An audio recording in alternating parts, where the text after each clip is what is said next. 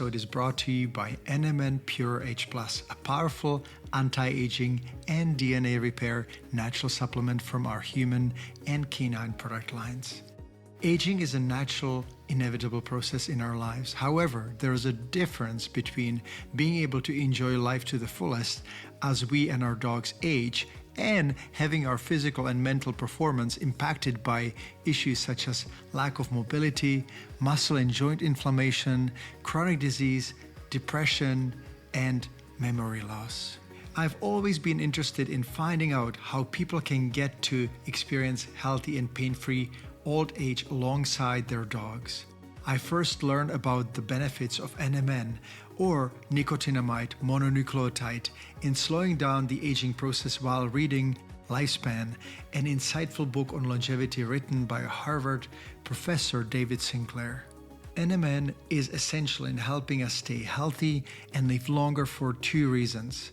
One, it boosts the mitochondria's, which is our cell energy factory, ability to power our cells' biochemical reactions, and second, it increases the production of certain enzymes, also called longevity proteins, which improves DNA repair and reduces the risks of cancer.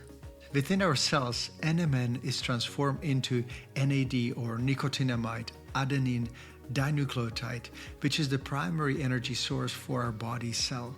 NAD gets depleted by 50% by the time we reach our 40s and our dogs reach middle age. That's when we begin to see the full impact of aging on our bodies. We feel tired, we see our dogs being tired, we get forgetful, and things start cracking and hurting, which stops us from enjoying the activities we used to do and love doing.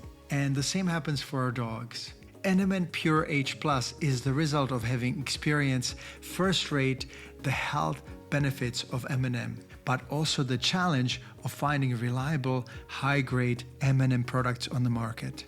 M&M Pure H+ is made from high-quality ingredients, triple-tested for purity, heavy metals, and nutritional value. Our products come in eco-friendly glass jars that are safe both for you, your dog, and the planet. What changes have I noticed in my body since taking NMN? My memory and focus have improved, and I rarely feel stiff or achy in my muscles. I feel more energized throughout the day and during workouts, and I've seen the same in our clinical trial with dogs.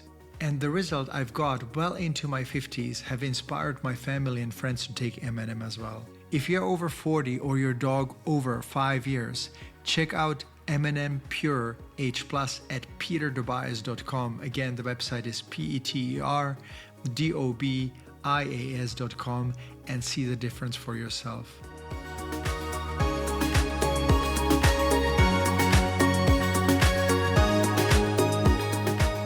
We are here with Lana Niland again, who is in Ukraine. Hi, Lana. Hi, how are you? And for those of you who have not seen the previous recording, Lana is a Canadian who has decided to stay in Ukraine during the war. I hope I can also say that you're a dancer who came to Ukraine in, a few years back. 2003, yeah. 2003. And you've been living there for long time. Before we started the interview, Lana and I just kind of connected and wanted to talk about what she'd like me to actually mention. And one of the main kind of concerns of yours, Lana, was that the Ukraine news have kind of disappeared and that it's not as much the center of the attention of the world, and how concerned you are. So can you tell me a little bit what you're seeing and what you'd like to happen? So the war has been ongoing. We are now into month 6, and really, even though the news cycle has ceased to give Ukraine the same kind of coverage and attention that it once did, nothing here has really changed. The east still burns. The south is still in the custody of Russian Federation. The center of the country was hit yesterday by bombs. The center of the country. This is not the East. This is not, the South, which is currently under question. This is, peaceful people live in this part of the world, of the country of Europe. And even though, the attention span of those watching the news maybe, or of news media organizations in general, you want to pick up whatever's hot at the moment. And Ukraine has ceased to be hot because it's not new. And yet we still face the same struggles as we did back in February and March and April. And that's really important, I think, that people realize, because, Ukraine is, it's a part of Europe at the end of the day. It's a buffer between the East and the West. And what happens here really decides what will happen next in terms of the lives and the realities and the future of Europe, and not only, actually. So, yeah, the whole world. Yeah. Thanks for sharing, and I certainly understand what you mean. What do you think of that possibility that people are so overwhelmed and also do not know what to do other than maybe send some money and support? That's what we've done as a community, and we kind of, I think that most people get overwhelmed with the possibility of this going on, and even being threatened. So they put the head in the sand, and that's not really a great solution, but it's a natural one of the human responses. So what do you think of that? Is it possible? I know this. I know this reaction because I've done it. I've employed it from time to time in the past. What I will say is that when I remove my head from that sand, the problems are still there, and so my understanding, my conscious realization is that even though what is facing me is difficult, it's better to take it head on and to move forward with it, as opposed to hide from it, because it will still be there once you come out of hiding. What does that mean for someone who's not in Ukraine? It means being kept informed, first of all. I do understand that there is an overload, and because there's not just horrible stories from Ukraine appearing. There's difficulties in every part of the world that really make us tired at the end of the day, tired and frustrated and disappointed with the reality, yes, but probably also our leaders, and the fact that a lot of what we expect from the people that we put in power is to be something greater than what we would be able to do ourselves, maybe. And that's not always the case. And in fact, I would say at this moment in history, it's rarely the case. Certainly it isn't. Almost. Yes, certainly it is in Canada. But I also, on the flip side of that, I also want to maybe just shine a light in that we as humans are so much more powerful than we ever have, ever conceived ourselves to be. And given the circumstances, given the reality, given the choice to do what is right or what is easy, you have that choice. Of course, everyone has that choice every day. To choose what is right is not always easy, but it is something that moves you along the path towards making the world a little bit better. We have talked about it last time that you decided to stay because you felt it was the right thing to do. You've been helping people and animals, and that's how we connected, because I know that you've been working with some of the veterinarians and rescue shelters and so on. Can you tell me how that is going and what's been happening, what you've noticed? Is there anything that our community can do besides maybe sending a donation? How is the adoption system working? Absolutely. What's going on there? So I'm actually on the terrace of a very good friend in the outskirts of Kiev. So you'll have heard a lot of the four-legged friends, I'm sure, throughout this broadcast already. And Liana has great connections with different groups here, and thanks to her, we have been able to connect with a number of different beautiful organizations that are doing different things.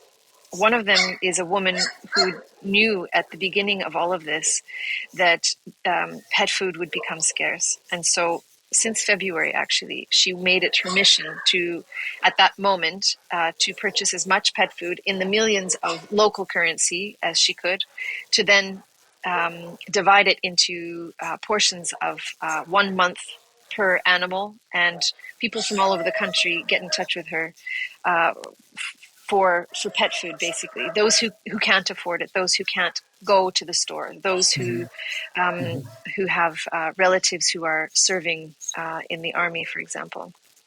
So this is one direction, one path for our funds to be directed. We're also in contact with a veterinarian who, throughout the war within the country itself, at the early stages, she was taking in animals of all sorts, from the zoo, from the wild. The last time that we were there, she had a fox in a carry case that she was caring for. And she has asked for a number of medical items for animals specifically. And so that's definitely also a way that we can forward funds to. And then lastly, there's an incredible woman who's in Kiev proper, in the city, in the capital, who has taken in dogs that either have been left behind by people who have evacuated, people who couldn't take them, people who have decided not to take them. Gorgeous, gorgeous creatures, many of them breeds, not just street dogs, but many of them breeds. And she has on her private territory more than 50 dogs and a number of cats. I'm not sure just what the number is, but it's quite up there. So, is there any way for people, if they decided, let's say, to adopt a dog from Ukraine, a dog that has lost home and is looking for a home, forever home? Absolutely. Is there a way of doing so, and how can we do that? Yeah, we're in touch with two organizations. One of them is an American organization called Transform a Street Dog, and another one is a Canadian one, and I'm going to forget it, but they're from the Niagara region. Both of them look to take street dogs, not only actually, but street dogs is the focus, and then to take them across the border and then find, forever homes on the other side. And transportation as well. Sometimes of the world, yeah. So if we wanted to connect the possible dog parents with you, we can. Yes. You guys, you can just connect with Lana and the organizations that she's worked with. And also, if you wanted to donate some funds, we'd be very grateful. We'd be doing it for the animals of Ukraine, but also to feel good about sharing some of the good lives that we live, and we are fortunate to live because, as Lana said, the war in Ukraine is being fought for us, and it's super important for us to be not only informed but also help us as much as we can. And that's why we are sitting here, to kind of give you a first-hand insight into what's going on. Not first-hand, but what kind of hand is it, Lana? Me as an ESL person, direct insight or direct communication with someone who is in Ukraine. That's what I wanted to say. You've been living in Kiev, and you're staying. Are you determined to stay, or do you have a certain point where you go, okay, I think it's time for me to either take a break for a few weeks or leave for safety? How is that decision being made? Well, let me start with the second one. Safety. I think it doesn't matter where you are in the world. Safety is sort of fleeting, and it's not. It's sort of a safety blanket at the end of the day, but it's not real in the grand scheme. And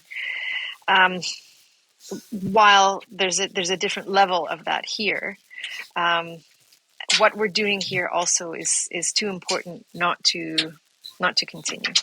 So there isn't too much I can say at this moment that would make me leave. What I will say, however, is that in the next month, I'll be going to Canada actually to speak with a number of groups across the country, with the hopes that more support, both private and hopefully on a governmental level as well, will be more forthcoming in the next weeks and months. So we'll see how that works. Do you think that where do you think the help is needed the most? And you mentioned that the governments don't always really step up to the responsibility. What would you like them to do and see? If any of them are watching this video, or maybe relatives of people who are in influential positions, what would you like them to do? What would you like them to go ahead with? I think that this answer will not just be for Ukraine, but will be a general statement in that we look so much to the future. We look so much for our own futures in some cases.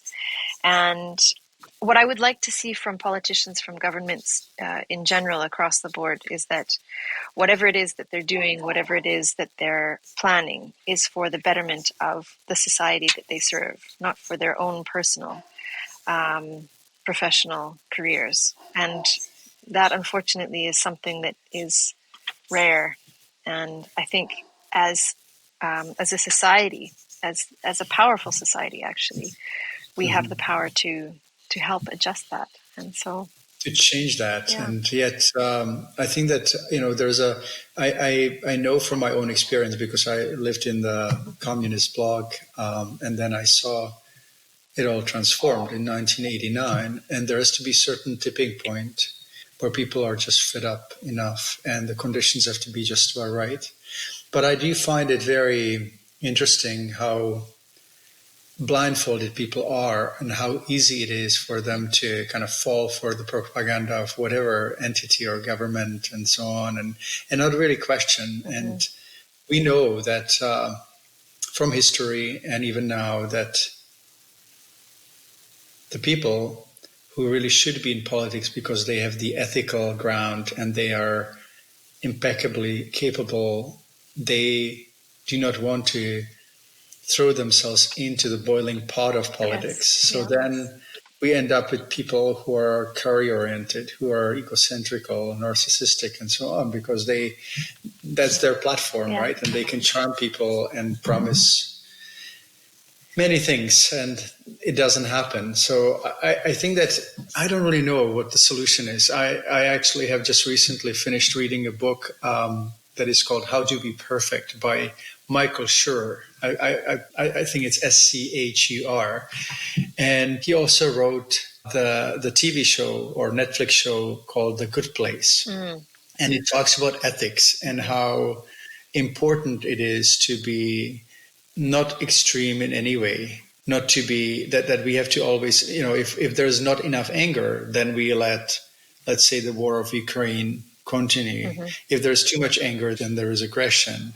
So we have to have a certain degree of certain characteristics that on some level would be considered negative, but they're not. Because if there's the right dose, it can actually get us to solving some of the serious problems.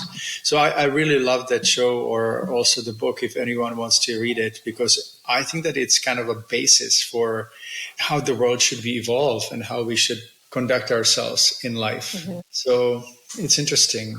Can you tell me any stories, any feel-good stories from the rescue efforts, or anything that, if there are any? Yeah, I mean, there are lots. I'm a part of a group which has constant requests for evacuations, not just for humans but for animals on a daily basis.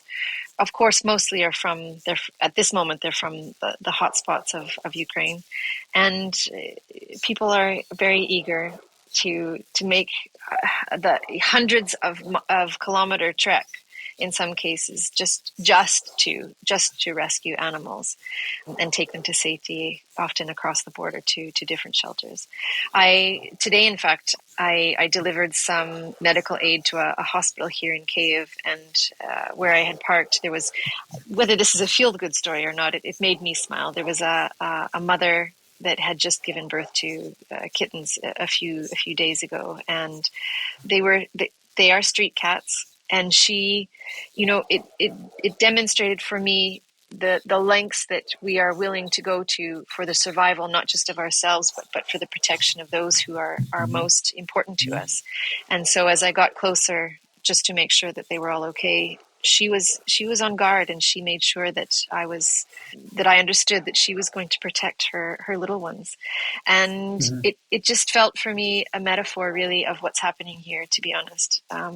Doesn't matter how big the enemy or the perceived enemy is, if you have something worth fighting for, you'll stand up at all costs. And so that really is. It's kind of an irony, isn't it, that war can bring the best out of people. Yeah. That when there's peace, that we don't appreciate the good neighbors and the good people in our lives as much, or the good strangers. And then when war happens, it awakens the best of us most of the time. And as I said that's not really true, because when war happens, it also awakens the worst of people, right? But it's I know it because I just came back from the Czech Republic, and there's obviously a lot of Ukrainians there. I see Ukrainian license plates all over the place, and people are very kind and understanding, and I think they've been welcome. And what I've seen as well is that many of the Ukrainians are actually commenting how kind people are. And again, I think that in Europe there is some sort of level of understanding that Ukraine is fighting for the whole Europe. In North America and Canada, it's a little different. It's distant. But if you think about it, Russia actually pretty much neighbors with the United States and Canada on the east border. So there was a meme that came up very recently. So in 2014, Russia annexed Crimea, which is a peninsula that's just south of the country here. And the response from the Ukrainian side was that Crimea was ours, Krym nash. And what's appeared now in Russia is this same sort of response, not with Crimea, but with Alaska. So Russia, because it was sold, yes, Russia is claiming in different memes, in different ways, that Alaska is Russian, and this is just really the tip of the iceberg. There will be more of these kinds of things, and there will be more of this sentiment, and it's not just up to Europe anymore. It will be up to North America to say, no, it's not. We're not for sale. Yeah, enough is enough. Let's hope. I am in a way an optimist, but I know that none of us can actually imagine what people in Ukraine are going through. And I'm kind of speechless when it comes to even trying to express how I feel about it. It feels strange because and unfair that a nation has to go through that. But we also know that war has been going on in other parts of the world, and it's not just that. And yeah, the solution is, I don't really know what the solution is, because sometimes I think that, we've been told so many times that the world and the human race has been evolving, but I'm not sure. What do you think? Like, are we evolving, devolving? What's going on the human level? I don't know if evolving is the right word. I think that we're asking more questions, and that's good. When you ask questions, you've started to remove your head from the sand, as we talked about at the beginning. And you may not receive the answers that you want, but at least you're starting to push against the status quo. With regards to Ukraine, I believe that there has been a conflict that's been brewing here for really more than 1,000 years, and that the Russian geographical space has been trying to assert itself over Ukraine as this current geographical space for this length of time, certainly, whether it was the Kievan Rus, whether it was Imperial Russia, whether it was the Soviet Union. And it's in this moment in history, Ukraine is David, and it's standing up to Goliath. And it's, we're saying, no, you may be bigger, you may be stronger, but what we stand for is more important than your ego, which is basically what is happening here. And what I'm hoping, do you think that the Russian people actually believe the government still, or is it starting to seep through? And are they just scared as they used to be in communist regime where they didn't stand up to anything? Like what's going on? Yeah, I think there's a selection of all of that. I think that there are people who believe in what the government spews. I think that there's a selection who are very scared. I think there's still a selection that are ready to stand up for what they know is right. What's unfortunate is that that last group is so small, and they get drowned out so easily that the first two groups end up just swallowing them. And I do believe that until the population that is in the geography or the territory of Russia at this moment have this emotion of loss as what's happening here in Ukraine, nothing will change. There is almost a bloodthirsty need to conquer, and it's not just Ukraine actually; it's conquer in general.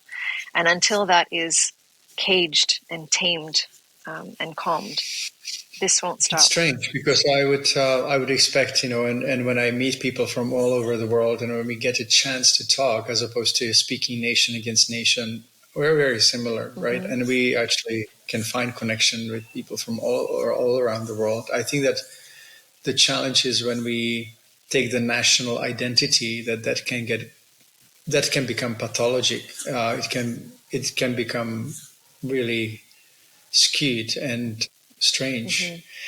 Is there anything that you would like to share with our listeners and viewers today that we haven't touched? And maybe before even you answer that question also, I wanted to ask where you'll be traveling in Canada. So the first part of the question is there anything you'd like to say? And then second, where you'll be traveling, and is there any way for people to connect with you? And obviously the donation links will be right here. But, is there any other way people can support you? Yeah. Maybe give you a massage or help you in any way. Oh, I could use a massage by now. Yeah. What I will say is that since the beginning of the war, I've been down to the front 3 times. The first time we spent some weeks there, actually. And the last twice visits have been to really frontline locations.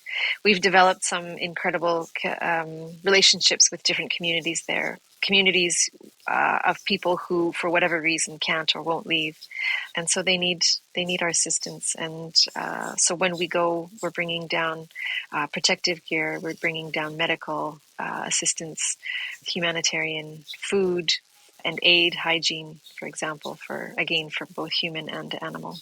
And what I will say about those trips is that when I go, there is an energy there, just like there's an energy in the country in general, but there at this moment in particular, because what is happening there at this moment is electric. People know what they're fighting for. People know why they're staying. People know why they're not escaping. And that's a good thing.